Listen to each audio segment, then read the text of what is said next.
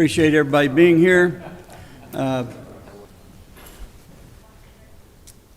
you bow with me, please? Gracious Heavenly Father, we thank you so much for this occasion tonight, this council meeting. And Father, we thank you for this council and their willingness to serve this great city. Father, we ask that the decisions before them be ones that they use good discernment and wisdom, a measure that only you can provide in their decisions tonight. Father, we just thank you so much for this great city that we all serve and this great state and this nation. Father, we thank you for the freedoms we enjoy to assemble like we're doing tonight. And Father, I just ask that you provide peace in the decisions that are made tonight. Be with all those all over the world tonight that are guaranteeing our freedoms. Protect them, protect their families. We thank you so much for your Son, Jesus. We ask all this in his holy name. Amen. Amen. Please follow me in the Pledge of Allegiance. I pledge allegiance to the flag of the United States of America and to the republic for which it stands, one nation under God, indivisible, with liberty and justice for all. Thank you, and be seated.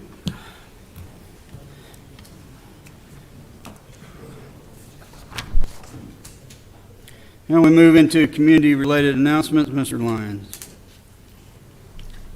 Good evening, everyone. I have a few announcements here.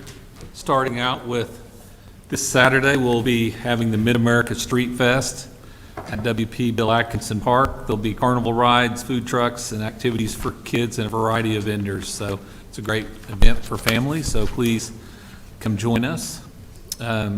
Midwest City Veterans Day Parade. We're getting into the fall season. It will proudly this year honor the AWACS as our theme. The parade will be Tuesday, November 11th at 10 a.m. The Grand Marshal will be Colonel Kendrick Carroll, commander of the 552nd Air Control Wing, and Colonel Cisco Harris, the 72nd Air Base Wing commander.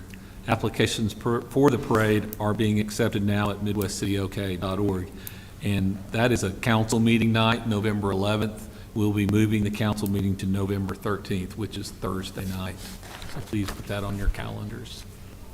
November 13th, 6 p.m. We had a successful Cruising for Coffee. That was our beginning car show on October 18th. We'll have a Cruising for Candy Trunk or Treat event on Tuesday, October 28th. Both of those events are on the city's websites and will be held in the parking lot of Santa Fe Cattle Company. Santa Fe will be offering free kids menu items for kids 12 and under who are in costume at the trunk or treat. So good place to feed your children. Big thank you to the 47 volunteers who helped paint 3 houses in the Midwest City community this past Saturday. So thank you for all those that participated and helped. It's a great event. Thanks to Mike's people who worked diligently to organize this. I know he's here somewhere. Stand up, Mike. Oh, yeah, there you are. So good job to the Code Enforcement Department. National Night Out, as quickly as October 7th from 5 to 8 p.m. And then finally, we will be having a town hall meeting on November 6th at 6 p.m. And that'll be a special council meeting as well, so that all the council members can attend that wish to, for a town hall for the election on the hotel motel tax. So please put that on your calendars as well. If there's not 4 council people here, there won't be a meeting, but if there are, we'll treat it as a meeting. That makes sense. Yeah, November 6th, 6 p.m. Yep. And Mayor, that's all I have. Tim, is that here at the City Council? That is in the City Council chamber. Thank you. Yeah.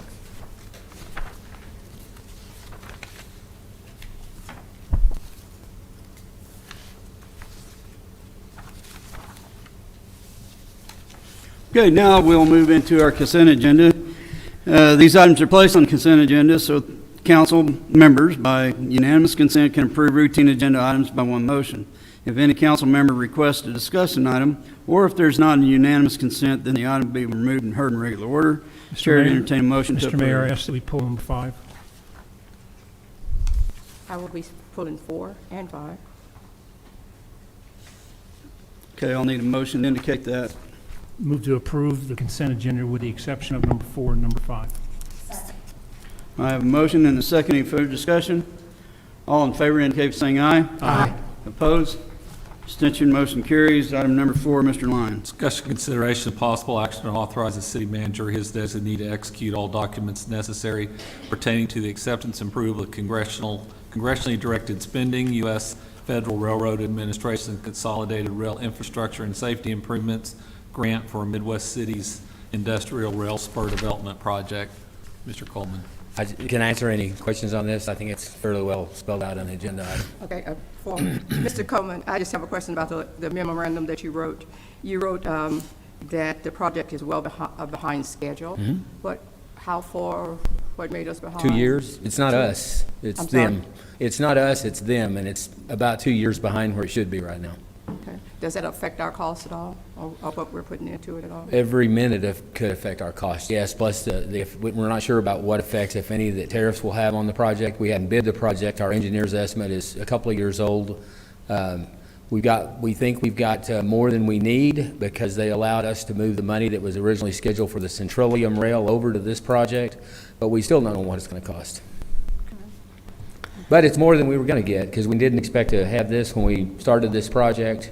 That money was already included in our budget, and it's still there because this is a reimbursement type grant. So it's a blessing more than a curse. It's just a blessing we have to wait on. Yeah, so we budgeted the amounts over the past couple of years. Correct. Okay, and there was a second part, I think you kind of answered that with the grant and so forth. That was the last paragraph for your memorandum, so thank you. Can I ask some follow-up? When you say it was them that caused the delay, we're referring to the federal government in reference to the grant that we received. Is that correct? I would say it's probably more accurate to say we've never worked around a federal railroad grant. We had no idea how long this would take or how complicated that it would be, and we just had to. You all authorized us to hire an outside grant administrator to help, and she has really helped keep things on track and move things along. Pardon the pun, because I don't know how far we'd be behind if we didn't have this lady with Garver looking out for us. It's just a very slow process, and it's frustrating because our project, in light of some of the other ones that have been awarded nationally, is extremely small. And the purpose of this particular agenda item is to direct the city manager to make decisions pending these funds and how they'll be utilized. At this point, do we have an itemized list of what projects we plan on using, or do we have an outline? It's just one project, and it's for professional services and construction of the rail through the Soldier Creek Industrial Park. And this is a reimbursement grant. We've already got the money budgeted. It's not like there's, hopefully we won't need any more, but we don't know until it's bid, and we can't bid it until we've been authorized to do so. And how long of a period do you expect this project to take? Once we get a notice to proceed, I don't know, I would say at least 4 months and maybe 6, and Centralium really needs, American Glass really needs rail service by the first quarter of 2026, but I'm not sure, exactly what the timing is going to be on that. Well, I had some concerns about this particular item. First and foremost, I want to applaud you as our economic development. Your vision and really the commitment of our city manager and staff has revitalized portions of Northeast 23rd. American Glass, the aesthetics of it, bringing such a large corporation, and really being dreamers in the fact of endeavoring in the rail business, something I was a little precautious about because the city has not endeavored into that before. But again, I want to applaud the city for being those dreamers and endeavoring into things that are new to us. However, as much love and respect I have for our city manager, and I do seek his guidance because he has a wealth of knowledge and experience that I myself lack, there are so many enormous responsibilities on our city manager. And we, as the elected officials here, one of the core duties that we have is the financial oversight of matters such as this one.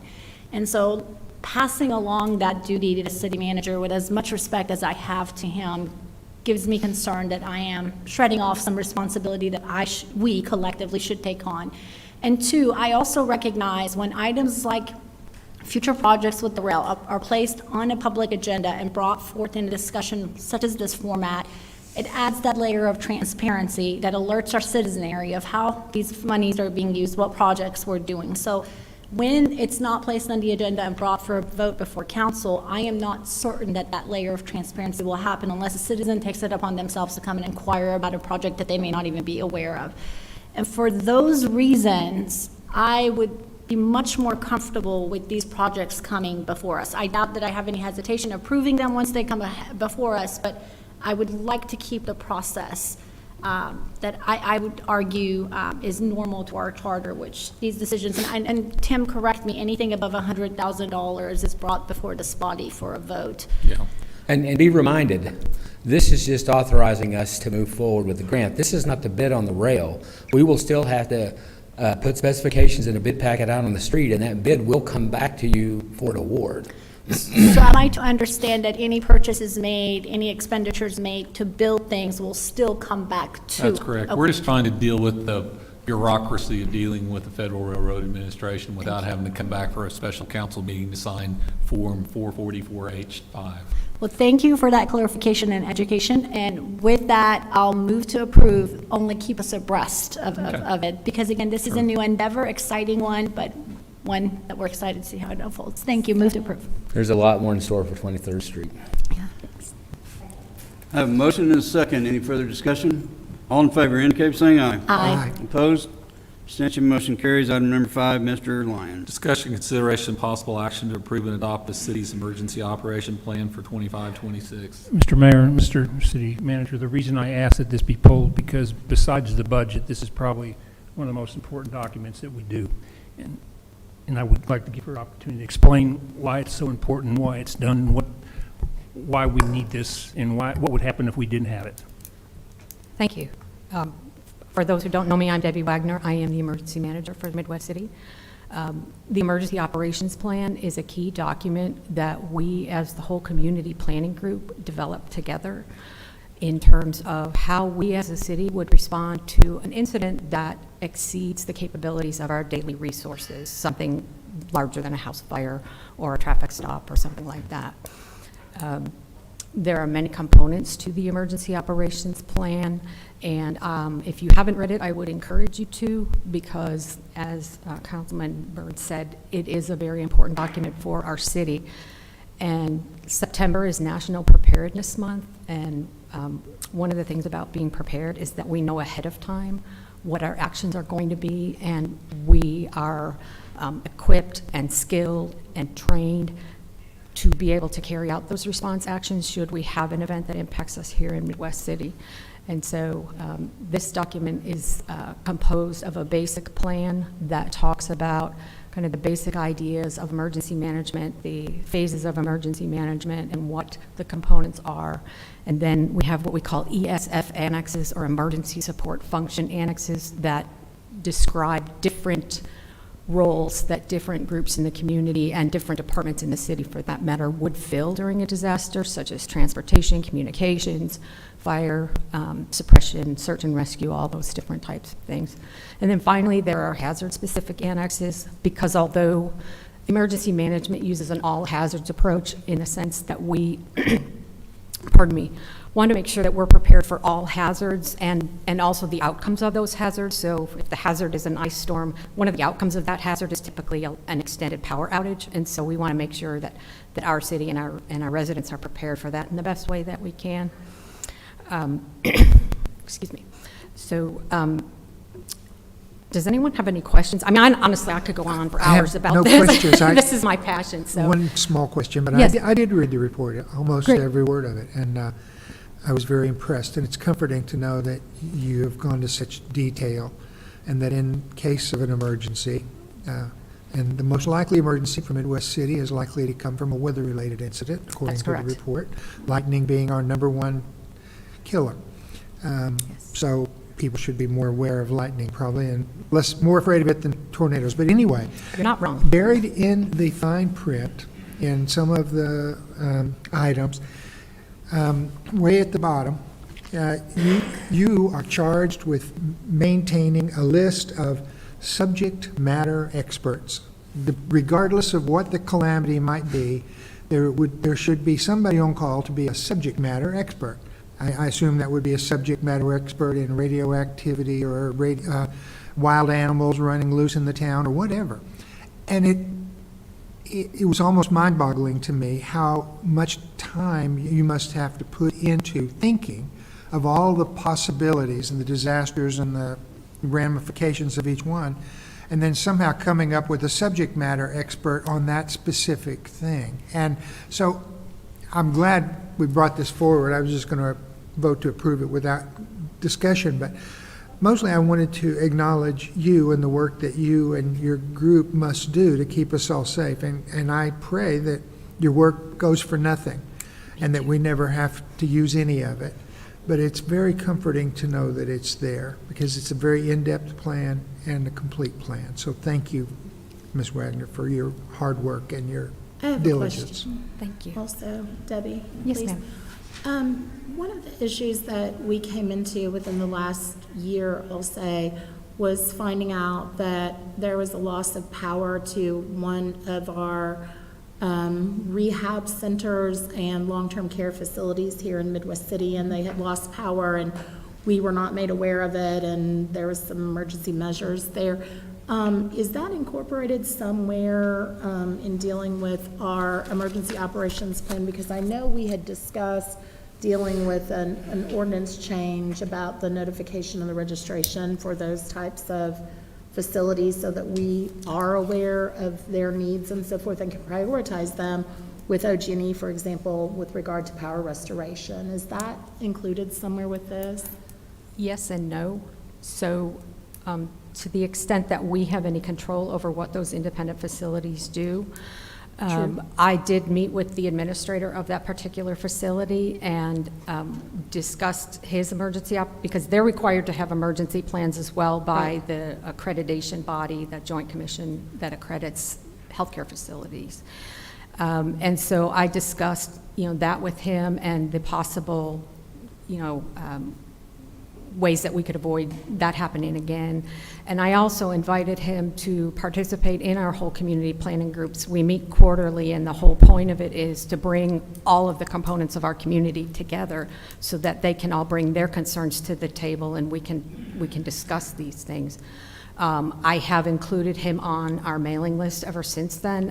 I don't believe he's ever attended a meeting. Well, I have it on good authority that he is no longer the administrator of that facility. Oh, so, okay. So perhaps you might wish to reach out and determine who Yes. is the new administrator of that facility, and maybe that person might choose to be more responsive or receptive to your input. Thank you. So Yes. just, again, it's a very vulnerable population, and so, again, greatly concerned about not just that facility, but other like facilities.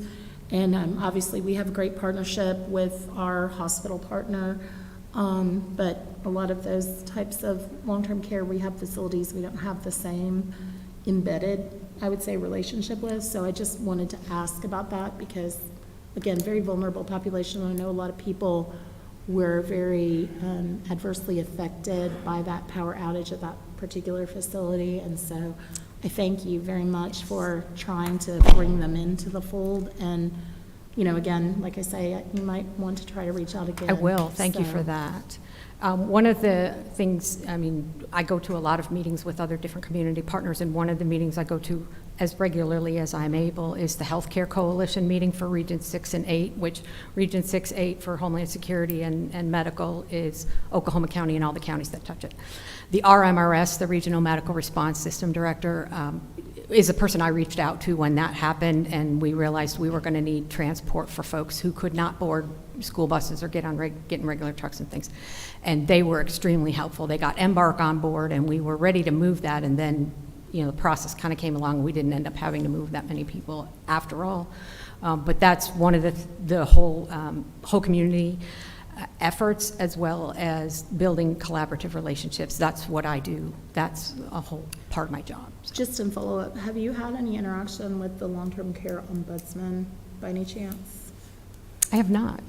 Was wondering if that person might also be helpful with regard to those types of They facilities. might. And so, just curious. Do you have contact information for that person? I can give it to you, yes. That would be wonderful. Thank you very much. Absolutely. Thank you very much. Ms. Wagner, Yes, ma'am. this report was awesome, a lot of information. I know you did it over the weekend. Thank you. There's a lot of information, and I looked at it, it was over 240-something pages. I'm still trying to get used to the fact that we have things that come on the agenda, and then we vote on them, and then we have time to study. So this is more to the city manager than to you, because I Ma'am. know from my past experience with emergency plans, you did not do this over again. So you are to be commended. I did look through it, I read through it, I looked through it to see what role did we play, and I finally found us. I think I'm 200 and something pages later. But no, that's not you. That is not a reflection on you at all. I was just looking to see if there's an emergency, do I just stay at the house? So I was trying to figure out, that is not that's not negative toward you, because that's an awesome report. Thank you. And I love those kinds of reports. I just would like to get them earlier so that I can do my due diligence. I'm an avid reader. Anybody who knows me know that. But I also like to highlight, ask questions, and seem like we're putting the approval before we really had a chance to study it. So your report was awesome, and I love those kinds of reports. I really do. So I'm asking, going forward, is there any way we could get those bigger reports a little earlier so that I can mark them up and have some questions? Yeah, and we can try to, we used to do a lot more of this than we do now on further information the month before to put some of the big reports on there, and we'll get back to doing more of that. I appreciate that. And please hear, I'm not asking for extra meetings. I just want to be able to sit at my desk and mark up your report. You mean you don't want to come together and fellowship No. with us? No, I'm hurt. no, I love you, but no. Thank you. And the most Bet. important thing is, she had no warning that I was going to pull this, too. So this is off the top of her head. And she didn't do it over the weekend because the Bills played on Thursday night. That's right. Go Bills. So thank you. You're welcome. And know that I enjoy those kind of reports, so keep them coming. Great. And I just want to say also, one more thing. If any of you have any questions, if you sit down and read it over, this coming weekend or whatever, and have any questions or concerns, please don't hesitate to reach out to me. That's why I'm here. So it's a living document, and next year we'll incorporate the things we learned starting the day after I posted that one. So, Again, if I could follow up, and then I have a question. And Yes, ma'am. as Councilwoman Maxwell said, one of the first things that were handed to me when I was first going through orientation, and I believe even prior to me being sworn in, was that massive document. It's a few years old now, and it's revised annually. And naive little me thought, when there is a crisis, they pull us to some room underground and we collectively make decisions. And I was blown away with the amount of detail and forethought that is placed in every type of scenario, and how much staff and labor is constantly working to make sure that we are at our safest. And you are one of the coolest people in this city, I'm telling you, and your job is probably one of the most stressful ones, so thank you for everything that you and your staff collectively do. I do have a question that continues to come up on social media every time the sirens go off for a tornado. yes, ma'am. Do you think, and I know we're not the only city, many municipalities across the state have shut down those public tornado shelters. Do you think many of our residents who may not have the privilege of a personal storm shelter would be at large, the public at large, safer during a serious tornado if we were able to get to a point to have those public shelters open again? My answer to that would be no, I don't think so. And on our website, I posted the Central Oklahoma Emergency Management Association's public statement on public shelters. There aren't any jurisdictions in the metro, large ones, that have public shelters. And there are several reasons, the main one being we don't want people driving through weather to try to get to a shelter location. And most injuries in that type of weather happen in a car. We don't want people in cars. We want people to plan ahead and have a safe plan, whether that's a storm shelter or the middle of their house and, in the windowless room that they find, or if it's, I have to go to my mother's or I have to go to my neighbor's or whatever it is, they need to have that worked out ahead of time. And if it's something that involves travel, they need to leave plenty early because traffic and, remember May 31st, 2013, the El Reno tornado, where they had everyone going the same direction on the interstate and all those kinds of things. We don't want that happening here. We also don't really have a facility that could hold enough people. There are almost 60,000 people in the city. There's no way we could build and maintain a facility that would be able to hold all those people. And there are just other, considerations, like at what point do we shut the door and not let any more people in, and who's eligible to come in and who isn't, and all those kinds of things. And there are just a lot of reasons why. in a city this size, it's really not in the best interest of our people to offer public shelters as a fallback.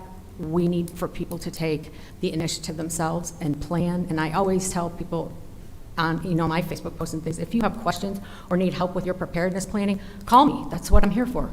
And some people have, and so that's been great. Thank you so much for outlining some of those very valid reasons, so people aren't making assumptions as to why we closed down those shelters. And now, the next time something is said, we can say, you may be very much safer by not being on the road trying to get It's to a not shelter. because we don't care about our people and want to keep them safe. That is absolutely not the reason. We absolutely do. And Councilwoman, to dovetail on your question and commentary, so I have a good friend, she and her husband are purchasing a new home in Midwest City and having it built. And I found it very interesting as I was walking through their home purchase journey with them and talking about different locations and different builders, et cetera, that there is a large builder in Midwest City who was one of the neighborhoods that they were considering purchasing a home in, and they are not installing storm shelters on the new homes that they're building. They are instead focused on the rhetoric that says, make the home itself safer in terms of high-impact shingles and the amount of reinforced walls that you are building with, et cetera, to make the entire structure ideally withstand the tornado versus putting a tornado shelter in place. So there are different thoughts, if you will, out there as far as what's your best measure to take. I will say that I am extremely claustrophobic, and, honestly, me getting in the storm shelter is going to be the last minute measure because I'll be freaking out from the moment I'm underground type of thing. But, everybody has to make their own decisions, but that is the rhetoric, is that having to travel to public shelters puts people at risk, but you get there and it's full. Then what do you do? Now it's too late to really turn around and go home, so where do you go at that point? So just something to consider whenever you're talking with your constituents, and so I just throw that out there, so. Any further questions, Ms. Wagner? Chair to entertain a motion to approve the Motion to approve. Have a motion and a second. All in favor indicate by saying aye. Aye. Opposed? Abstention, motion carries. We now move into discussion items of our agenda. Discussion item number 1, Mr. Lyon. Discussion, consideration, possible action approving a resolution and executing all appropriate documents to participate in the Purdue pharmaceutical opioid settlement agreement. Mr. Mosh. Good evening, Mr. Mayor, members of the City Council. This is the 4th time I've addressed the City Council concerning potential settlement and participation of settlement in our opioid litigation that is ongoing. We are one of 87 municipal local governmental entities that are participating in Oklahoma with settlements on opioids. This is probably the most famous one that you probably have heard of in media, because this is the Purdue Pharma Sackler family requested settlement. In this, if you recall, at one time there was an agreement. There were challenges to that agreement. It went all the way to the United States Supreme Court. Supreme Court threw out that settlement, and they had to go back to the negotiating table. This is what they've come out with since that time. So for this, the Sackler family itself, based on their activity, has agreed. And when I say these numbers and what I'm going to say, this is a global settlement that will apply to the entire United States and possibly parts of North America. So when I mention these large numbers, that's not what's going to come here or what's coming to Oklahoma. This applies nationwide. Anyway, they're going to pay $6.5 billion over 16 payments for 15 years, including $1.5 billion immediately upon settlement, signature of all the documents, which we anticipate will occur in 2026.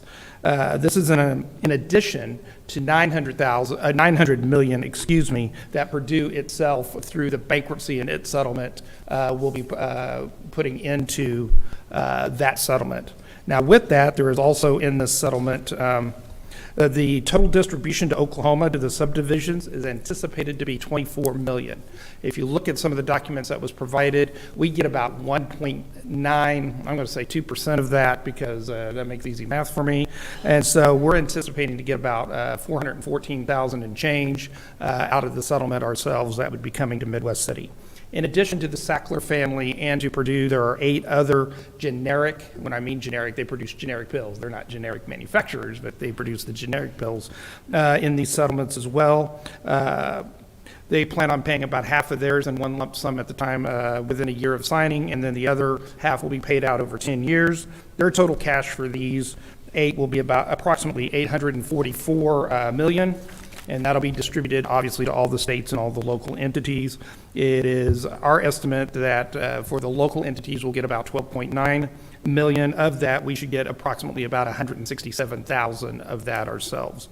So what the request here is today is to as you all may well know, we have outside counsel who's assisting us with McAfee and Taft. It is their recommendation that we participate in the settlement as a litigating local governmental entity, and to have them then go through the process of finalizing those negotiations on behalf of those 87 entities in Oklahoma. I say those numbers because we're also participating with the state of Oklahoma. Out of those numbers that I said for Oklahoma, the litigating entities get 75% of that, and the state will get 25% of that. Now, with that, there is a resolution that was provided to you in that, and when they provided that resolution about a week ago with all the settlement documents that have been drafted so far, they forgot one document, and on Friday I received that document, and that is the state subdivision agreement. I have that agreement. If anybody wants to look at it, I have a copy for you here, but that basically is the agreement that is necessary as the settlements make distributions at the state level into all the participating local entities. The state subdivision agreement directs the distribution of funds to the Oklahoma subdivisions. In this settlement, it directs distribution go to the litigating subdivisions, of which Midwest City is one, and allocates the distribution to the subdivisions at those same percentages as I talked about, the 1.914%. 1.917, thank you. And we've done that in all the other 3 previous settlements that have been brought before you. So at this time, it would be our private attorney's request that a motion be made to approve the resolution to allow them to go forward and work on the settlement with the addition that it be amended from what was produced before you to include approval of the state subdivision agreement. I'm happy to answer any questions. There's no questions? No, that thing was 450 pages long, that agreement. Yes, it was. And it's no, I have not read it all. pretty tough reading. But even includes a contingency plan for if they go bankrupt, this is the scenario, and we'll still Right. get paid. So it's pretty complicated stuff, but I make a motion to approve. Second. Can we back up for Sorry. just a second? Yes, sir, go ahead. There's an amendment, correct? Yes, we need amended language to it. And I just happen to have it. I'll give it to you, Mark. Okay. Would you be open to I amending your recall, motion? I recall my motion and defer to Ward 2 for the amended I'm language. not smart enough to come up Duly with this. noted. This had Go to ahead, come from Mr. you. Byrne. Okay. I move to approve the City of Midwest City participating in the Purdue Pharma Sackler family and the 8 secondary opioid manufacturers settlement and amend a resolution provided herein to include the approval of the small manufacturer state subdivision agreement that is applicable to participating in this settlement. I have a motion and a second. Obviously, that was written by an attorney. All in favor indicate by saying aye. Aye. Opposed? Abstention, motion carries. I told you I wasn't smart enough to write that. Let me remind the council of one thing, is we go through these settlement processes on opioids and various, we are setting that money aside, and each one of these comes with a lot of requirements to spend the money. And so we will be working on that as we amass enough money to start programming it. So, Item number 2, Mr. Line. discussion, consideration, and possible action adopting the collective bargaining agreement between the City of Midwest City and the Fraternal Order of Police. FOP Lodge 127 is negotiated to be effective July 1st, 2025 through June 30, 2026. Any questions? Can we have the FOP president come up, just so we can thank him and his representation of an extraordinary police force? On behalf of myself and my constituents, we have one of the best police departments, community-oriented, driven, and I know it takes all day and all night to create the type of public safety that we have here. So I just wanted to thank you personally. I appreciate it. Thank you. But I would like you to still give her a ticket if you need to. Yeah, most definitely. It's not an exclusion, right? I have a motion. Do I have a second? Second. I have a motion and a second. All in favor indicate by saying aye. Aye. Opposed? Abstention? Motion carries. I would say something, but I'm rather biased on that issue. Well, I appreciate everybody's time looking over that and getting that approved. Appreciate it. Thank you. Thanks, John. Discussion item number 3, Mr. Lyon. Public hearing, discussion, consideration, and possible action to approve a minor plat of Quentin Glendale additions for the property located at 10624 and 10628 East Reno. Mr. Summers. Thank you. This is a minor plat application. The subject property currently is 2 lots at the intersection of East Reno Avenue and Glendale. The applicant is proposing to subdivide those 2 lots into 5 total lots, 2 of which will retain frontage along East Reno Avenue, and 3 of them will have frontage along Glendale.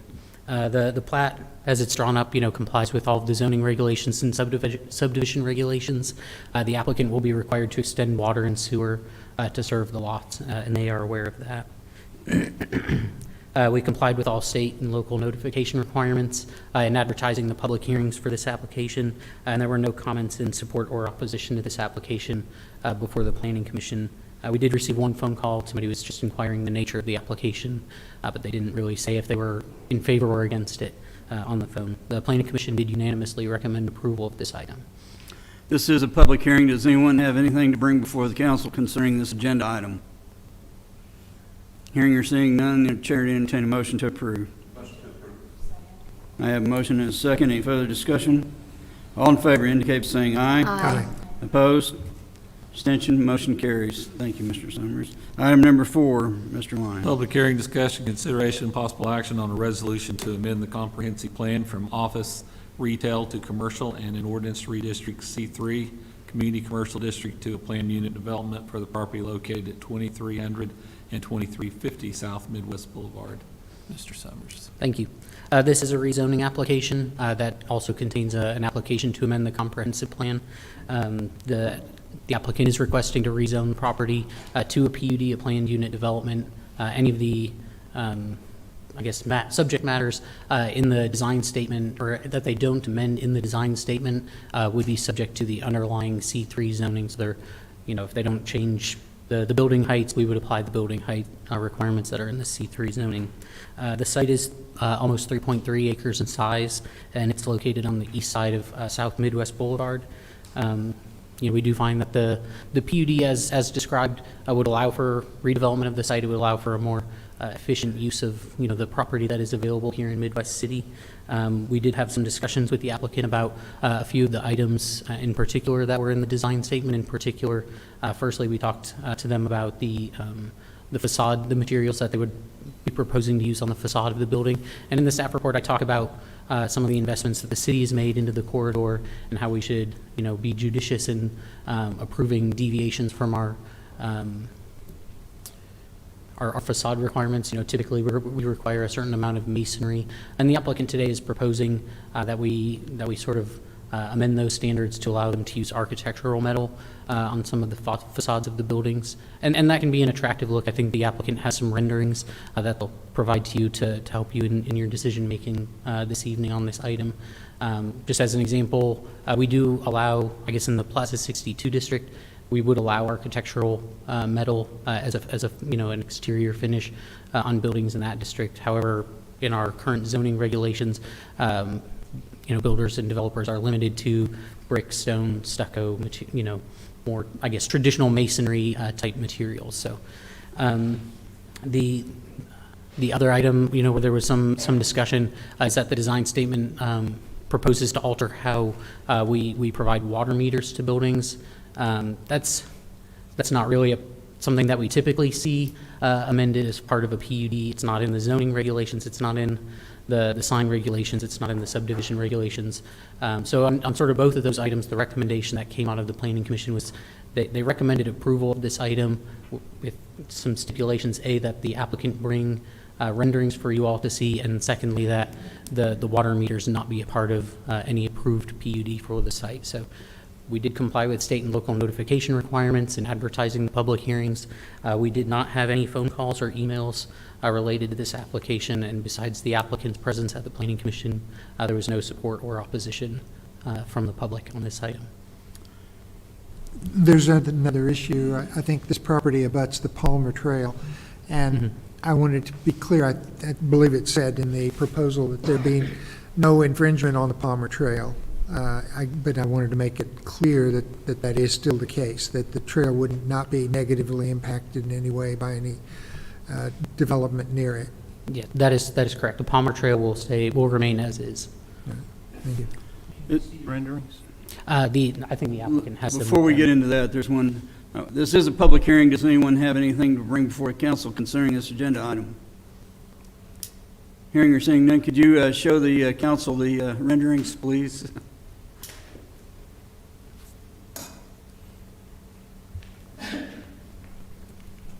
Mr. Johnson, you want to address council, or? Yeah, Jeff Johnson, 5 Northeast 3rd Street, Oklahoma City. Yeah, we actually, can you bring those things in? The idea of just building these buildings and just bricking all the walls was not something that really turns out to be an attractive thing. So we wanted to have more architectural ability to have design freedoms to make. This is what a lot of the brick buildings look like that are proposed, like, light industrial or office warehouse type thing, flex space, if you will. And this is more using architectural panels and colors and, things to, liven things up, I guess, a little bit is the best way to put it. So while we're asking, although we will have some masonry in different places, the existing building that I know y'all familiar with is very ugly. It is a brick building, but it's ugly, right? So we're proposing to build the new buildings, tear down the old building where the dog grooming place is, replace that with new structure, and build new buildings all around it, new paving, landscaping. Also take the old building and take some of these elements and redo that building as well. So it would fit in with all the new architecture, the new modern look versus looking old and drabby, basically. So the only request is to have more ability to use these type of panels and colors and not just brick it, basically. I agree with you. And we need to move away from that. And there's so many new materials out there now that as we rewrite our comprehensive plan, we need to include those as we go forward. And but does anyone have any questions, Mr. Johnson? Hearing or seeing none, I entertain a motion to approve. Just curious, all these are little tiny cars. Don't get me started on that. Okay. I made comment myself to the architect. It's horrible. So, sorry. Not only what Matt's covered and what Mr. Johnson's covered, is that there are 5 important questions, correct, Matt, that have to go into whether we change a comprehensive plan amendment, correct? And I think you touched on all 5 of them on page 5 of the staff report. And if I read it right, you concurred basically that Mr. Johnson met all the requirements for those 5 steps. Is that an accurate statement? Yes, that is correct. Okay.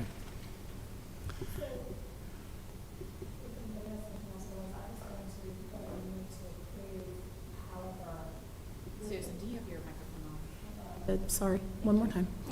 I was going to move to approve, but with the 2 caveats of, as discussed, the rezoning of this property will in no way impair or impede the Palmer Trail, which is discussed as being on the perimeter of this proposal, and that the requested water meter exception would not be granted, and it would be, the proposal would be subject to our current regulations regarding water meters, or for you all to sort that out. at a different time type of thing. We've had some conversations in the past about going to other building materials beyond what we have specifically listed, including different materials for fencing, et cetera. And, I think if you drive by and you take a look at the glass facility that Councilwoman Banner was referencing earlier, and I can't remember the adjective that you used for it, but the aesthetic design of it, et cetera, it's got a more modern concept to it type of thing. And so I think it's great to embrace this there on Midwest Boulevard in the area of the request. And so with all of that said, with those two caveats in place, I move to approve. I have a question about that. Why would we wait on the water meter issue? Is there a specific problem with it because it's been approved by the staff and the planning commission? It was not approved by the planning commission. It was one of the exceptions that I read in the report, was that they did not approve the water meter part. They asked for the applicant to bring us renderings, which he's clearly done, and they said that they did not approve that change with the water meter. Okay, excellent. Thank you for that clarification. That's why I'm continuing forward. I figure somebody smarter than me knows the reason for that. So I'm just deferring to that. I mean, we have Mr. Bowtie with us if you want to ask the question of somebody who probably understands the water meter piece, but other than that, I'd love to talk about the water meter piece. Okay, well, you're not Mr. Bowtie, but by all means, It doesn't Mr. have to be Johnson, here. please speak to us. And we are talking to people about it, so it's just an ordinance that got, I don't think it We was do thought have an through. ordinance in place, and that'll be something we'd have to discuss at a later date. So I do have a motion on the floor. Well, I second that motion then in that case. I have a motion and a second. Any further discussion? All in favor indicate by saying aye. Aye. Opposed? Abstention, motion carries. Thank you. Go forth and prosper. Yes, sir. Thank you all.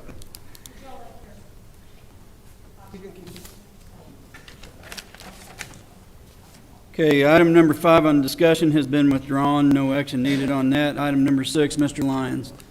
Discussion and consideration approving an ordinance amending the Midwest City Municipal Code, Chapter 2, Administration by creating a new Article 11, Midwest City Municipal Code Enforcement Lien Act, providing for repealer and severability. Mr. Maish. Good evening again. This amendment and placement of this new ordinance in the city ordinances for the city of Midwest City is based off of a statutory change that was made at the Oklahoma legislature this last legislative session. It was championed, and our Senate author was, in fact, our state senator, Brenda Stanley, on this, and she worked, according to OML, tirelessly on this issue. What this allows us to do is many times when we take action on a piece of property, we'll put a lien on that property. Under the current system, we have no way to execute on that lien. We have to wait for the county to execute. What this bill does, it gives the city the ability to foreclose and execute upon that lien.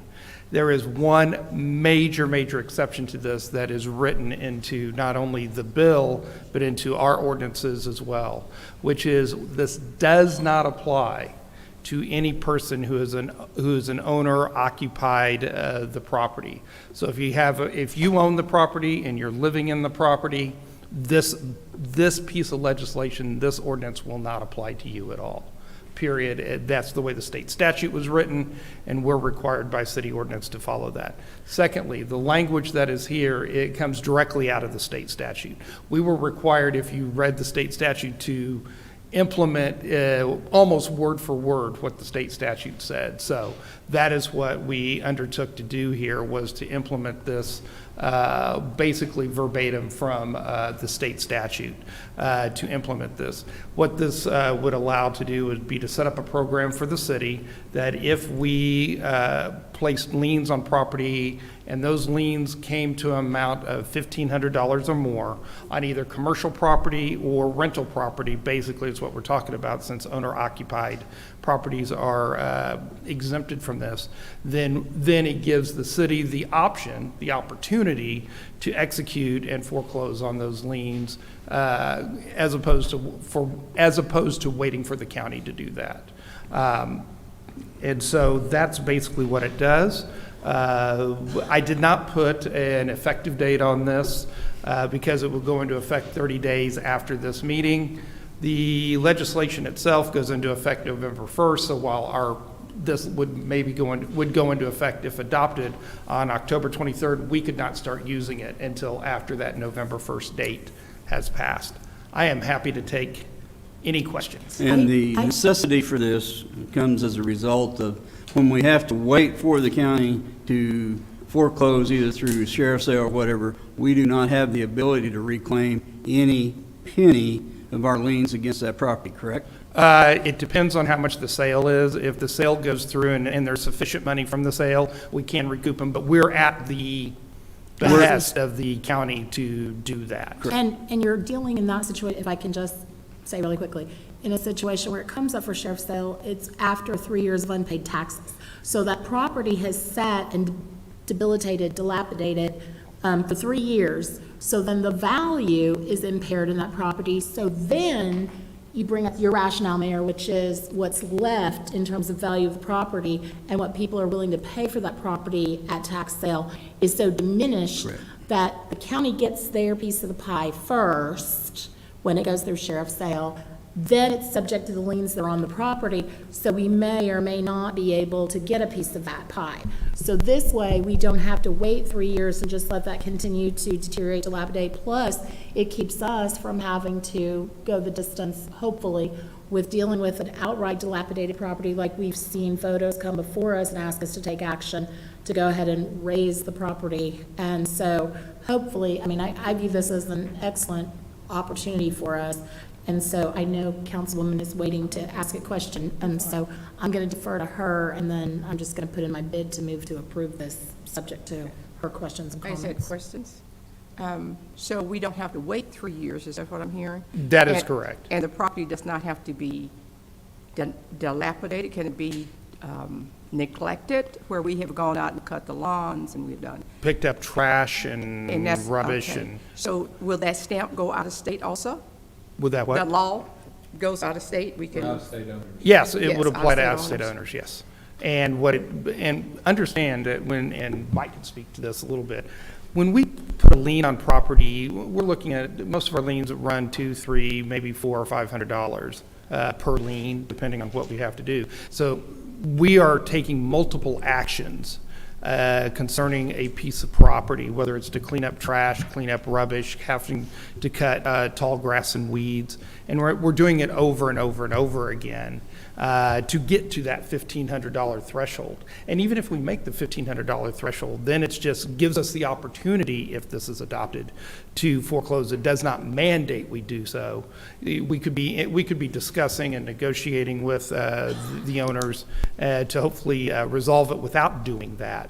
But it just gives us another tool in the toolbox to be able to resolve these types of issues. And I understand that you said as long as there's the owner is in the house. What if there's a renter in the house? This does apply to rental property. It does not apply to owner occupied, and the term is actually owner occupied. So the owner has to not just own the property, but also occupy the property. So if they're renting the property out and they're not taking care of the property, we can act. That is correct. I didn't think this was Christmas yet, but thank you. That's going to help beautify the city. That's going to help. That is our hope. It's just, it's another tool in our toolbox to wait around what the legislature did to us in 2014 outlawing rental registration. So this is just another methodology to get around that, so. I think Ms. Banna has a question or two. Yeah. I could see her waiting. So when I read this, I don't know why I had so many concerns, but I think I was misunderstanding it. And maybe I almost called Rick because I know he knows more about this process, but I figured it's too late and I'm almost at the council, so I'll wait. So when we say we're going to put a lien against a property and foreclose it, are we talking about like literally we're going to go and deem that a house is now foreclosed like a bank would do and basically put it up for foreclosure sale? Well, a foreclosure action is a legal action, so we would have to file documents in court to have the court then issue an order that we are foreclosing on our liens, and that then precipitates the next step, which is having it put up for public sale. much like a sheriff's sale would be. You would put it up for auction, you would have to publish notice. And at any time during this process, they could come in, clear up the liens, and it stops the entire process right there. Now, as I said, let me go back once again and reiterate this. This does not apply to owner-occupied property. No. So if a person is living in the property and they own the property, like we all do with our houses, this does not apply. This applies to commercial properties and rental properties. Okay, I see that, and I think I know Mr. Stroh, he and I have some heart-to-hearts, and we really agree on a lot. The reason I had this concern is he's aware, particularly in my ward, we had a senior citizen who was not able to maintain his yard, and it was necessary. At some point, Mr. Stroh had to take action by calling a contractor to come out. Now, if this law applied to a homeowner, which he was, it would have made a senior citizen unhoused. But in this, we have protection for those, and it's really to hold exploitative landlords who do not maintain properties for their renters and those types of things. Exactly. And in fact, I can tell you, in speaking with OML, who had a hand and worked with Senator Stanley as well as the House authors on this, one of the big concerns the legislature had, at least what it was relayed to me by the Deputy General Counsel of OML, was making sure that that senior citizen, this does not apply to them, and this will not affect them in one way or another. Yes, we can still place a lien on the property. Yes, we can still mow the property and file that with the county.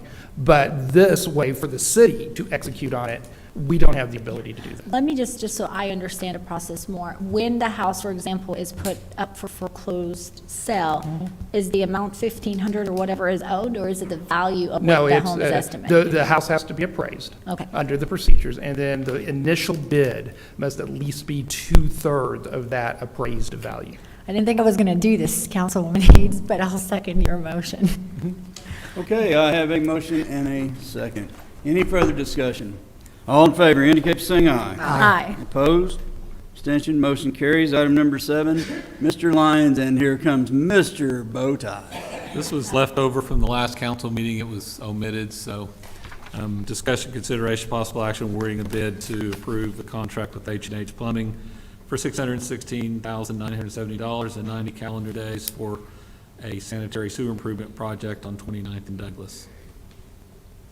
Honorable Mayor, council persons, and city manager, obviously this is a continuation, as the city manager said, from last council meeting. Some of the funding wasn't entirely in the municipal authority. Some of it is in the general government, which requires that we put it on the council agenda for you to approve and review. I think the memo is pretty self-explanatory, but if you have any questions, I'd be happy to answer them. Second. I have a motion and a second. All in favor indicate by saying aye. Aye. Opposed? Abstention, motion carries. Thank you, Thank you. Mr. Street. Thank you.